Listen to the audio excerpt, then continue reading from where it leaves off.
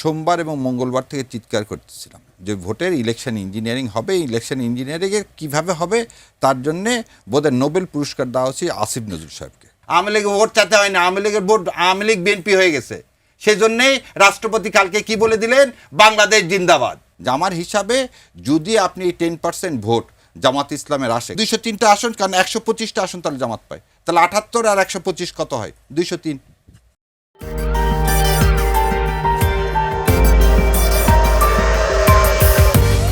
রাষ্ট্রপতি কয়েকদিন আগে বোধহয় সালাউদ্দিন সাহেব এটা বলছিলেন যে রাষ্ট্রপতি একটা ইনস্টিটিউশন, সো ব্যক্তি না, এখানে ইনস্টিটিউশন থাকবেন এবং ওনার মেয়াদ শেষ না হওয়া পর্যন্ত উনি থাকবেন, এটা বোধহয় মহাসচিব সাহেব বলেছেন।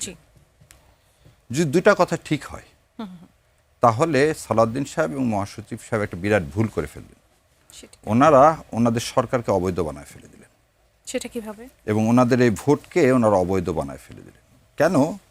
এই কনস্টিটিউশন যদি ঠিক থাকে, তর্কের খাতিরে না, ওদের কথা যদি তর্কের খাতিরে বলে না ঠিক আছে, তাহলে এই কনস্টিটিউশন অনুযায়ী আমার ভাইও জানে রাষ্ট্রের 3টা প্রতিষ্ঠান। 1 নম্বর হচ্ছে লেজিসলেটিভ, এক্সিকিউটিভ আর জুডিশিয়ারি। যদি লেজিসলেটিভ ঠিক হয়ে থাকে তাহলে প্রথম কথা হলো যে স্বৈরাচার কে, হাসিনা না আওয়ামী লীগ? যদি বলা হয় যে নাৎসিজম কি স্বৈরাচার, না হিটলারকে রেখে দিব, নাৎসিজম বাদ, হিটলারকে রেখে দিব, নাৎসিজম বাদ। সো যদি তাই হয়ে থাকে বিএনপির কথা যে হ্যাঁ তাদের কথা অনুযায়ী হাসিনায় খালি স্বৈরাচার, তাহলে 300 জন এমপি তারা বৈধ। কারণ আপনি তো বলতেছেন এই সংবিধান বৈধ, এই সংবিধান অনুযায়ী চলতে হবে, তাহলে 300 জন এমপির কি অপরাধ? আপনি যদি 300 জন এমপির বিরুদ্ধে স্পেসিফিক কোনো এখন পর্যন্ত মানবতা যে ট্রাইব্যুনাল চলতেছে সেই ট্রাইব্যুনাল অনুযায়ী তো এখনও তারা প্রমাণিত হয়নি। তাহলে একই দোষে যে এমপিরা যদি নির্দোষ হয় তাহলে রাষ্ট্রপতি নির্দোষ, আর এমপিরা যদি দোষী হয় রাষ্ট্রপতি দোষী। দ্বিতীয় একটা কথা, আপনি প্রধান বিচারপতি এবং 6 জন বিচারপতিকে কি জনগণের ইয়াতে তারা সরে গেলেন 6 তারিখে, পদত্যাগ করলেন না? তাহলে আপনি আপনার কথা যদি ঠিক হয় তাহলে আপনি সেই প্রধান বিচারপতি এবং অন্য বিচারপতিরাও তো তাহলে তাদের জায়গায় ঠিক, তাহলে আপনি তাহলে অন্যায় করে তাদেরকে সরায় দিলেন। কথা সেখানে না, কথা হচ্ছে রাষ্ট্রপতিকে কেন আপনি রাখতে চাচ্ছেন? আপনি যে সংবিধানের দোহাই দিচ্ছেন সেই সংবিধানের কোন জায়গায় আপনি 2টা প্রতিষ্ঠানকে মানলেন না, আর এক জায়গায় মানবেন কেন? তাহলে প্রধানমন্ত্রীও আছে 2029 সাল পর্যন্ত। আপনি হাসিনাকে বাদ দিয়ে ওই দল থেকে আরেকজনকে প্রধানমন্ত্রী নিয়োগ করতেন। হাসিনা ফ্যাসিস্ট, ভালো কথা, হাসিনাকে সরায় দেন, দিয়ে আরেকজনকে করতেন। মোস্তাক সাহেব করেনি, শেখ সাহেবের পরে মোস্তাক সাহেব রাষ্ট্রপতি হয়নি। তাহলে এই 300 জনকে নিয়ে আপনি তো এই কনস্টিটিউশনের মধ্যেই চলতে চাচ্ছেন। তাহলে আপনি ভোট করলেন কিভাবে? গণভোটের কথা না হলে রাখলামই, ভোট করলেন কিভাবে? আপনি ক্যাবিনেট গঠন করলেন কিভাবে 29 সালের আগে? তাহলে তার মানে হচ্ছে আমি আইনের প্রতি শ্রদ্ধাশীল না। যাকে সামনে রেখে আলোচনা করা হচ্ছে আমাদের রাষ্ট্রপতি, তিনি আওয়ামী লীগের হেরিটেজকে ধারণ করেন, এটি অস্বীকার করা যাবে না। এখন তিনি এখানে থাকবেন কি থাকবেন না, এটি প্রথমত তার একটা বিষয়। আবার রাজনৈতিক দল হিসেবে যেহেতু বিএনপি মেজরিটি পেয়েছে, আপনি এই ব্যাখ্যা, এই বক্তব্যগুলো আনতে পারতেন তখন যদি আপনি 5 আগস্টের পরে আপনার যে সুযোগটা ছিল, আপনি সংবিধানকে স্থগিত করতেন, সংবিধানকে যদি বাতিল করতেন, তাহলে আপনি আপনার মতো করে গণঅভ্যুত্থানের স্পিরিটকে ধারণ করে আপনি এই জায়গাগুলোকে সেট করতে পারতেন। আপনি সেটি করেননি, এবং না করে আপনি গাছের উপরেরটাও খেতে চেয়েছেন, তলেরটাও কুড়াতে চেয়েছেন। আমাদের এই সময়কালে সব কিছুকে বাতিল করে নতুন কিছু নির্মাণের পক্ষে, এবং প্রতিনিয়ত আপনি শুনবেন আমাদের একজন তাত্ত্বিক দার্শনিক ফরাদ মাজহার, তিনি কিন্তু এই কথাটাই বলেন যে আমরা একটা বিপ্লবী সরকার কায়েম করতে পারলাম না, পুরো ব্যবস্থাটাই ছিল অবৈধ এবং সেটিকে আমরা কন্টিনিউ করলাম। অথচ তিনি কিন্তু তার স্ত্রীকে ওই যে অবৈধ যে ব্যবস্থাপনার কথা উনি বলছেন, যেটাকে রিপেয়ার করার সুযোগটা ছিল, রিবিল্ড করার সুযোগটা ছিল, সেই সুযোগটা তিনি গ্রহণ না করে তার স্ত্রীকে কিন্তু সেখানে মন্ত্রী বানিয়েছেন। অর্থাৎ আমি যখন আমার হাতে কলম থাকছে আমি আমার মতন করে লিখছি, আমার সামনে যখন মাইক থাকছে আমি আমার মতো করে বলছি, কিন্তু যখন সুবিধার জায়গাটা আসছে তখন কিন্তু আমি সুবিধাটা গ্রহণ করছি। আমি কিন্তু বলছি না যে না, যেহেতু এই ব্যবস্থাটাকে আমি ওন করি না, আমি স্বীকার করি না, সুতরাং আমি এই সুবিধাটা গ্রহণ করব না, সেটি কিন্তু করলাম না। এখন রাষ্ট্রপতিকে তার জায়গায় রাখবে কি রাখবেন এটা বিএনপির ব্যাপার। ভোটের আগে কেন খলিল সাহেব হঠাৎ করে ইন্ডিয়াতে গেলেন? এখন তো আমাদের কোনো ইন্ডিয়াতে যাওয়ার মতো কোনো এমার্জেন্সি কিছু ছিল না, পরিষ্কার করেননি। এবং কিন্তু সেটা পরিষ্কার হয়ে গেল। ভোটের আগে তিনি তো অন্তর্বর্তীকালীন সরকারের সেটা বলতে এই কথাটা বলি, রেজওয়ানা আপা সেটা উত্তর দিয়ে দিচ্ছেন, আমাকে আর দিতে হবে না। আচ্ছা, আমি রেজওয়ানা আপার বিষয়ে একটু কথা বলতে চাই। ব্রিগেডিয়ার জেনারেল উনিও উত্তর দিয়ে দিচ্ছেন যে কিচেন ক্যাবিনেট কোথায় ছিল। কথা হচ্ছে সবকিছুর ঊর্ধ্বে। ভাই যে কথা বললেন, ভাইয়ের কথাতেই, ভাই দ্বিচারিতা না, ভাইয়ের কথাতেই গেলাম। যে প্রধান বিচারপতির কাছ থেকে আপনি 106 নিলেন, সে তো এই কনস্টিটিউশন অনুযায়ী বৈধ প্রধান বিচারপতি, আপনি তাকে সরাচ্ছেন বিএনপি সহ। সেদিন তো আন্দোলন করছে আমরা, বিএনপির লয়ার আমরা সবাই মিলে। এখানে তো বিএনপি জামাত বলে আলাদা না, জামাত তো চাইনি খালি না, সে তো সবাইকে সরালেন। তাহলে সবাইকে সরালেন, তাহলে ওই বেচারা প্রধান বিচারপতি যদি আজকে বলে যে রাষ্ট্রপতিকে সরালেন না, আমাকে সরালেন, কোন আইনের বলে? সংবিধানে তো দ্বিচারিতা নাই, সংবিধানে তো দ্বিচারিতা নাই। তাহলে আজ থেকে হোক আর 20 বছর পরে হোক, এটা চ্যালেঞ্জ করলে কি হবে? চ্যালেঞ্জ করলে এই সরানোটা অবৈধ ঘোষণা হবে। আর রাষ্ট্রপতিকে যদি আজকে আপনি রাখেন, এই যে আমি রিট ফাইল করছি, এই রাষ্ট্রপতিকে থাকাটা কেন, যে ভাই যে বলতেছেন যে একটা অবৈধ ভোটের মাধ্যমে যার জন্মই, ওই যে বলে না, জন্মই আমার আজন্ম পাপ, যার মধ্যে এই সাক্ষাৎকার উনি কিভাবে বলেন যে আমাকে উপড়ে ফেলা হচ্ছে? আর কেন বিএনপির এত এই রাষ্ট্রপতিকে এত পছন্দ? কারণ রাষ্ট্রপতিকে যখন সরাই দিতে চাইছিল ছাত্র জনতা, ওই উনি তো নিজেই বলছে বিএনপির সমর্থন ছিল বলে আমি টিকে গেছি। তার মানে এটা তো জাতির কাছে আজকে ওপেন যে আজকে বাংলাদেশ জামাতে ইসলাম সহ যারা উদ্ভুত্থানের শক্তি, তারা সবাই প্রথম দিন থেকে এই রাষ্ট্রপতিকে সরানোর পক্ষে ছিল, এবং ডক্টর ইউনূস সাহেব পর্যন্ত ছিল। বিএনপির জন্য পারেনি, কারণ বিএনপি এটা করতে দেয়নি। কেন? ওটা করলে তো বিএনপি সংখ্যাগরিষ্ঠ পাইতে না ভাই। সৈয়দা রিজওয়ানা হাসান অথবা খলিলুর রহমান, তারা দুজন মন্ত্রী ছিলেন। আচ্ছা, এত বড় একটা নির্বাচন, কেবলমাত্র দুজন মন্ত্রী পুরো নির্বাচনটাকে ওলটপালট করে দিলেন, সরকারের আর কেউ জানলো না। আমার প্রশ্নের জায়গাটা ওই জায়গাটায়, ডক্টর ইউনূসকে এটি জানতেন? ইলেকশন কমিশন, যে ইলেকশন কমিশন নির্বাচনটা কন্ডাক্ট করলো, তাকে সহযোগিতা করলো সিভিল ব্যুরোক্রেসি, তাকে সহযোগিতা করলো সেনাবাহিনী। আপনি কারো কথা বলছেন না, আপনি কেবল সৈয়দা রিজওয়ানা হাসান এবং খলিলুর রহমানের কথা কেন বলছেন? একটা বাস দুর্ঘটনায় পড়ার পরে আপনি কেবলমাত্র বলছেন কন্ডাক্টরের জন্য বা হেল্পারের জন্য দুর্ঘটনা ঘটেছে। একটা বাস কখনো দুর্ঘটনা ঘটে হেল্পারের জন্য না, প্রথম দুর্ঘটনায় পড়ে তার চালকের অদক্ষতা বা খামখেয়ালিপনার কারণে। আপনি অন্য কারো নাম বলছেন না, কারণ একজন উপদেষ্টা বা দুইজন উপদেষ্টা তিনি কিভাবে এখানে আপনাকে হারিয়ে দিয়েছেন? তিনি কি ফলাফল নির্বাচন কমিশনে বসেছিলেন? তিনি কি রিটার্নিং অফিসারদেরকে টেলিফোন করেছেন? এই তথ্যগুলো আপনি না দিয়ে সৈয়দা রিজওয়ানা হাসান যেটি বলছেন যে আমার একটা বক্তব্যকে এটিকে কাট করে প্রয়োজন মতো এটি ব্যবহার করা হচ্ছে, আমি তার বক্তব্যের সাথে একমত। আপনি যদি অভিযোগ করেন যে নির্বাচনে কারচুপি হয়েছে, আপনাকে সেটি বলতে হবে।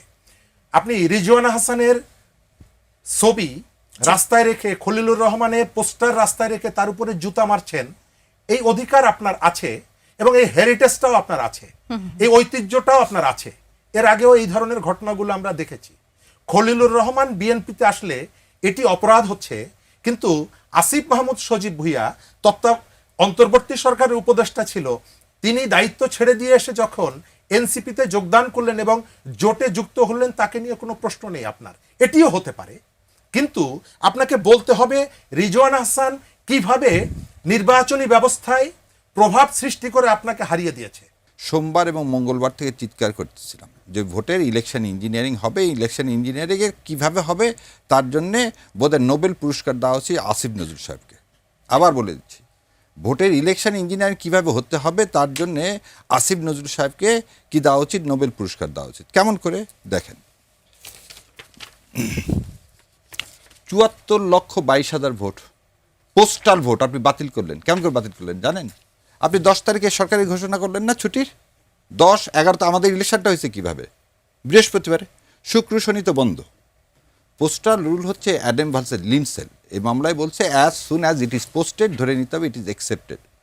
তাহলে আমার পোস্টাল ভোট যেগুলো 9 তারিখে আসলো, এই আরপিও সংশোধন করে আপনি বললেন 12 তারিখ বিকাল 4টা পর্যন্ত যত পোস্টাল ভোট আসবে সবগুলো এর সাথে গণনা করতে হবে। তো 9 তারিখের পর থেকে 10 তারিখে বন্ধ, 11 তারিখে বন্ধ, 12 তারিখে বন্ধ, 13 তারিখে বন্ধ, 14 তারিখে বন্ধ। তাহলে 10, 11, 12 এই 3 দিনের যত পোস্টাল, সে পোস্ট ডেলিভারি হবে কবে? 15 তারিখে। কারণ আপনি তো পোস্ট অফিস বন্ধ, পোস্ট আসতেছে কিন্তু ডেলিভারি তো হচ্ছে না বিলি, এবং এগুলো বিলি হবে কি রিটার্নিং অফিসারের কাছে, এবং যেই বিলি হলো না এই ৭৪,২২,০০০ ভোটকে আপনি কি করলেন, বাতিল করে দিলেন। এবার আপনার আমার কথাতে ভাই যেটা বললেন এটা এটা এক্সপ্লেনেশনটা কেমন করে, তাহলে আইনের মাধ্যমে আপনি একটা কি করলেন, একটা রিগিং করলেন। দ্বিতীয় রিগিংটা কি, 5টা জিনিস এবারে ইলেকশনটাকে কারচুপি করলেন। সেদিন আমি বললাম যে মঙ্গলবারে না সোমবারে আমি বোধহয় ইউকে দিছিলাম যে যেভাবে ইলেকশন হচ্ছে তাতে কিন্তু ফ্রি ফেয়ার ইলেকশন হবে না। ইউ যে কমিটি, সেই কমিটিকে আমি পুরো লিখিত পাঠাইছিলাম। যে কেন লিখিত পাঠালাম, যে 5টা জিনিস এখানে কাজ করতেছে এগেনস্টে। সে হচ্ছে মিডিয়া, দ্বিতীয় যে জিনিসটা বলছে সিভিল ব্রুক্রেট কি, এই যে ভাই কেন রাষ্ট্রপতির কথা বললাম, গত 15 বছরে যে আমলারা ছিল তাদেরকে দিয়ে তো আপনি ভোট করলেন, অন্য কাউকে দিয়ে তো আর ভোট করেননি। আপনি ভোটের রেজাল্টটা চেঞ্জ করলেন কখন? যেমন একটা উদাহরণ দিই, ইলেকশন কমিশনের সেক্রেটারিকে চেঞ্জ করার কথা সবাই বললো, বিএনপি বললো ওনাকে চেঞ্জ করলে আমরা ইলেকশনই করব না।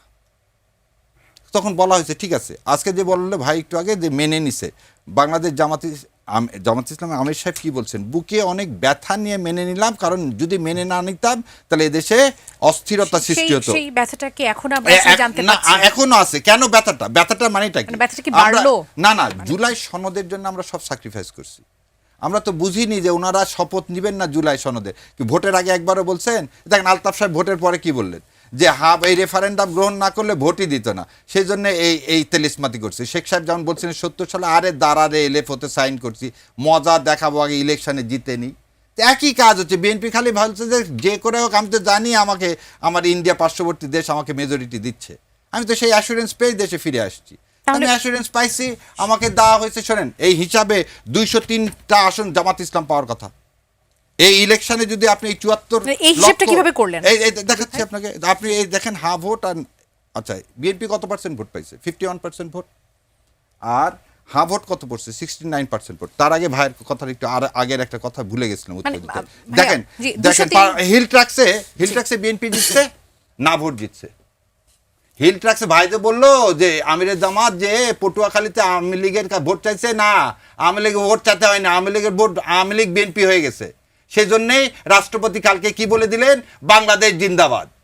আর জয় বাংলা বলতেছেন না, উনি তো এখন আওয়ামী লীগ থেকে বিএনপি হয়ে গেছে, তার মানে আওয়ামী লীগকে পুনর্বাসন করার দরকার নাই। আপনি বললেন যে রাষ্ট্রপতি একটা প্রতিষ্ঠান পরিবর্তন হলো নাকি এখন শুধু বিএনপি হয়ে গেল, সেই প্রশ্ন থাকলে 203 আমি আচ্ছা 5টির যে বিষয়টা ওটার মাত্র দুটো বলেছেন, মিডিয়ার কথা বলেছেন, মিডিয়া আসলে কোন পক্ষটা অবলম্বন করেছিল? আপনি একটা জিনিস দেখেন, মিডিয়ার কথাটাই বলতেছি আমরা, বলতেছি কি সবাই সব মিডিয়ার কথা বলছে তা কিন্তু বলিনি, আবার এটাও ক্লিয়ার করে দিলাম সব মিডিয়া না বোন।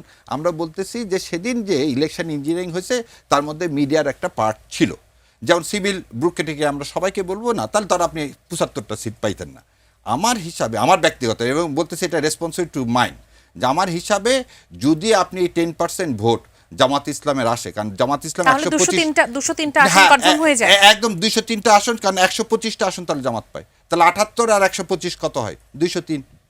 আপনি এই ক্যালকুলেশনটা করে আপনি 125টা আসনকে কিভাবে 18% ভোটটাকে আপনি বাতিল ঘোষণা করে জামাত ইসলামকে 78টা দিয়ে দিলেন। শরীফুজ্জামান শরীফ, আপনার কাছে আসি। আপনি শাহরিয়ার কবির ভাইয়ের বেশ কিছু বিষয়ে আলোকপাত করতে চান, তারপর আমি জুলাই সনদের বিষয়ে একটু জানতে চাইবো যে আগামী দিনে আসলে রাজনীতিতে জুলাই সনদটা একটা বড় ইস্যু হতে যাচ্ছে কিনা।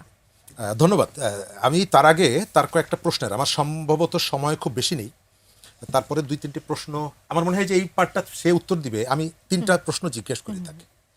কিচেন ক্যাবিনেটের কথা বলছেন, জি, তার মানে হচ্ছে যে তার উপরে একটা ক্যাবিনেট ছিল, সেই ক্যাবিনেটের কিচেন ক্যাবিনেট। তাহলে আপনি কিচেন ক্যাবিনেটের বিরুদ্ধে আপত্তিটা তুলছেন, এই যে তারা যে খারাপ কাজ করেছে বলে কমপ্লেন করছেন, ওই সময় আপনার যে মূল ক্যাবিনেট সে কি কাজটা করেছে? আপনাদের কোনো আলোচনার মধ্যে ডক্টর ইউনূসের কোনো কথা নেই, স্বরাষ্ট্র মন্ত্রণালয় যার হাতে ছিল, আইন শৃঙ্খলা বাহিনী যার হাতে ছিল, জাহাঙ্গীর আলমের বিরুদ্ধে কোনো কথা নাই। আপনার কথা কেবলমাত্র খলিলুর রহমান আর ওই রিজওয়ানা হাসানের বিরুদ্ধে। আমি যদি বলি যে তাদের কাছে আসিফ নজরুলের কথা বলেছেন, শাহরিয়ার ভাই আসিফ নজরুলের কথা বলেছেন, জামাত ফরমালি তাদের বিরুদ্ধে কিছু বলছে না, অন্য কারোর বিরুদ্ধে কিছু বলছে না। আমি একসময় মানুষ জানতে চাইবে যে একটা সরকারের মাত্র 2জন উপদেষ্টা, তারা সবকিছু কিভাবে কন্ট্রোল করে। এক, সেকেন্ড হচ্ছে প্রশাসনের কথা বলছেন, ডিসি এবং এসপি নিয়োগ পেয়েছিল কিসের ভিত্তিতে? লটারির দাবিটা কে তুলেছিল? জামাতের সেক্রেটারি জেনারেল, এবং তিনি যেদিন প্রেস কনফারেন্স করেন তার 2 দিনের মধ্যে লটারির মাধ্যমে পুরো প্রশাসন ঢেলে সাজানো হয়।